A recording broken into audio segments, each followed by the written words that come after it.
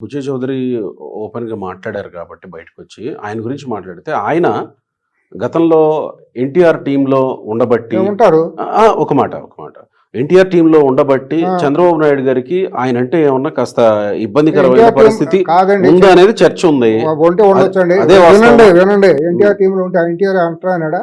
ఎన్టీఆర్ టీంలో ఉండాలందరూ క్రమశిక్షణ కలిగిన వాళ్ళు. ఎన్టీఆర్ మీద అభిమానంతో ఉన్నాళ్ళే ఉండారు. ఆ రోజు పరిటాల రవి కానివ్వండి, ఇంద్రారెడ్డి కానివ్వండి, నెహ్రూ కానివ్వండి, బుచ్చయ్య చౌదరి కానివ్వండి, ముద్దుకృష్ణనాయుడు గారు కానివ్వండి, వీళ్ళందరూ చాలామంది నాకు తెలిసిన వాళ్ళు, బైరెడ్డి రాజశేఖర రెడ్డి గారు, వీళ్ళందరూ కూడా, గాదిలింగప్ప, ఆ 34 మంది, ముద్దుసాని దామోదర్ రెడ్డి, వాళ్ళందరూ నాకు తెలుసు.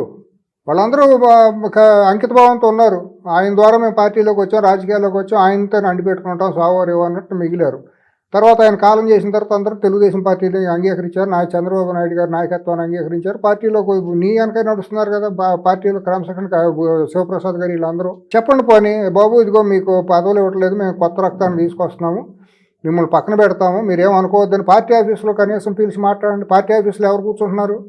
పేర్లు మాట్లాడితే బాగోదు కానీ వాళ్ళని పెంచిన వాళ్ళం అవుతాం. కానీ బొడ్డోనాళ్ళని తీసుకొచ్చి పార్టీ దిశానిర్దేశం ఏంటో తెలియని వాళ్ళని, పార్టీ బతుకే ఎప్పుడు పుట్టిందో తెలియని వాళ్ళని, పార్టీ జెండాకి ఎన్నికల సింబల్కి తేడా తెలియని వాళ్ళని తీసుకొచ్చి మీరు అక్కడ కార్యనిర్వాహక పోస్టులు అప్పచెప్పి వాళ్ళ కన్సర్న్లో వాళ్ళ డైరెక్షన్లో ఏదో సీనియర్లు నడవమంటే నడుపుతారా?